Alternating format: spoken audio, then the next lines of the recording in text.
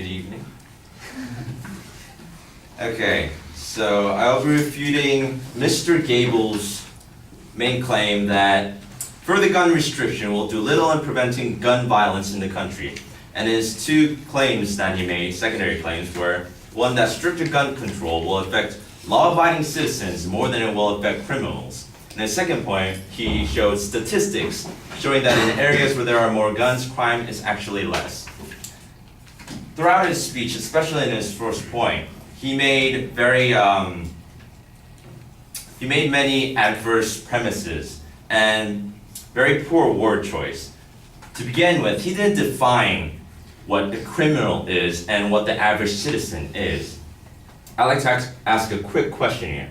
Who in here has downloaded music illegally?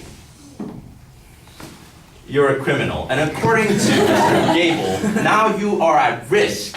You're risking my life, according to Mr. Gable. And another thing is that since, throughout his speech, Mr. Gable kind of separated the two terms, saying as if criminals were just born there, it just popped out of nowhere, or referring to them as an evil organization, only from such as mafias. What he didn't consider is that the average citizen can be a criminal, and that the average citizen may commit these crimes, in which strict gun control just may help reduce the gun violence. And he went on to make a reference to Bobby Saxton. And this was a weak reference because he didn't really explain why this Mr. Saxton's view is important, significant, and valid. I don't know who this Mr. Saxton is. All I know is that he wrote an article for the Daily Californian, which is a newspaper for UC Berkeley. But did he do the research himself, or is he just a student that's just writing an article because he has to?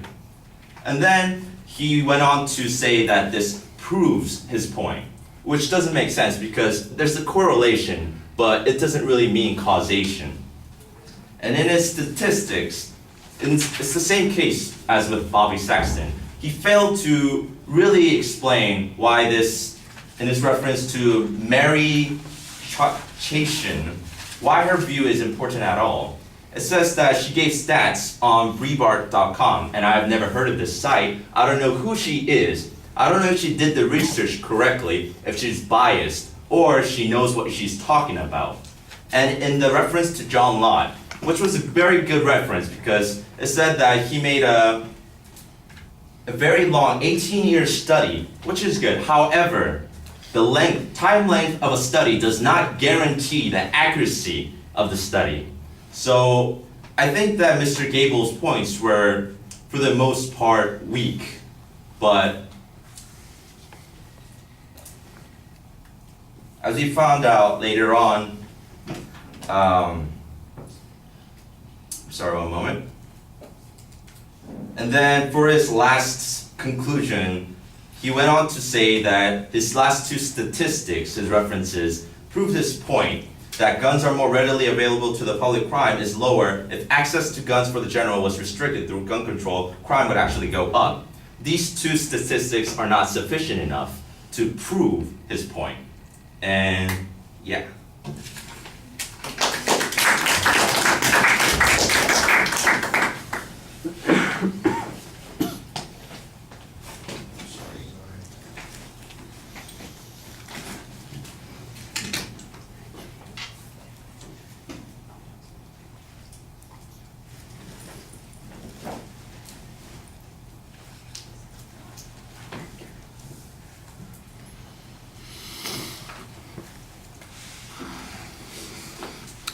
All right, well, you started off effectively labeling the claim and the secondary claims pretty well, but after that it gets a little confusing. I'm not sure what your definitional challenge on criminal is versus the average citizen. What does that get you in the long run? The closest that I can figure is that there's this argument that suggests that average citizens might be responsible for the crime. But you have no data to support this, and I think that that would be really helpful to have. If, for instance, you could show that 2/3 of the murders that take place in this country took place by people who had no criminal record or history, I think that would be pretty persuasive. That would address that issue.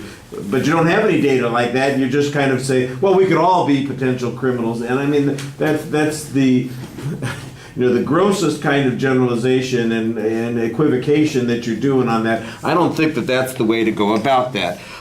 If I think you could also challenge his evidence and say, look, he doesn't identify what he's talking about when he talks about criminals not obeying these laws or violations that are going on here. So we don't know if these people who have been arrested for these crimes are only criminals because they've committed this particular crime. Maybe that's a press that would make sense. But like I said, this would be one of those things, like if we were having a debate and he was responding to this, I think the first thing that you point out is 90% of the murders that happen in Los Angeles County, 90% of the murders that happen in Chicago, and 70% of the murders that happen in New York City are all affiliated with gangs.